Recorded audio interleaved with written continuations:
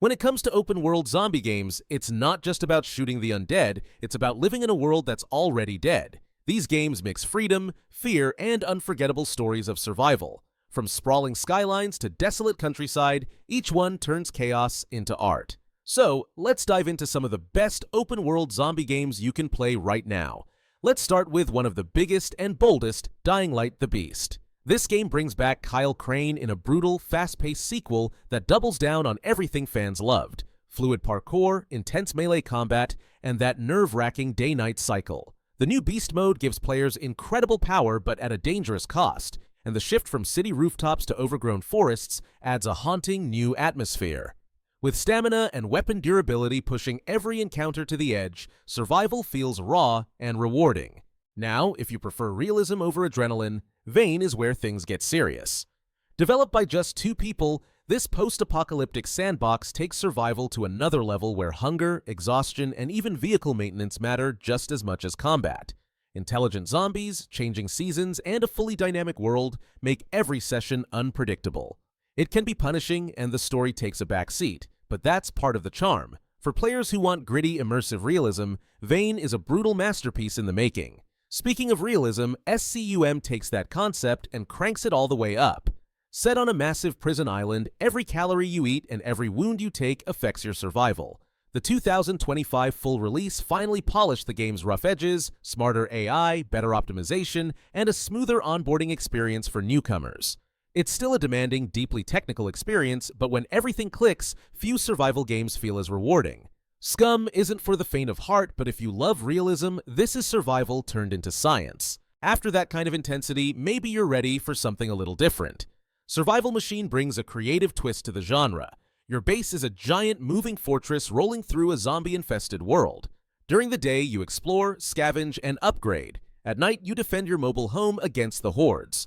The co-op mode really shines, encouraging teamwork and creativity, while its low-poly visuals give it a fun, approachable charm. It's not as tense as other survival titles, but that's what makes it special. Survival Machine proves the apocalypse can still have heart. If you're craving something darker again, DREADZONE drags you straight back into the nightmare. Set inside a massive quarantine zone, you'll scavenge, craft, and fight against zombies, mutants, and other desperate survivors. The game's gritty realism, tactical combat, and open-world chaos make every encounter feel dangerous and unpredictable. Early access was rough, but updates have refined performance and balance.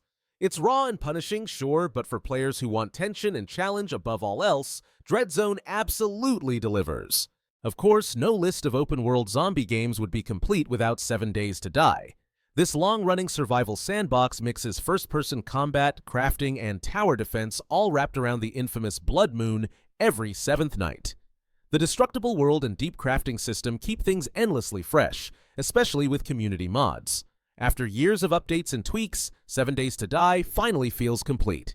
A testament to how far early access games can come when the developers truly listen to their fans.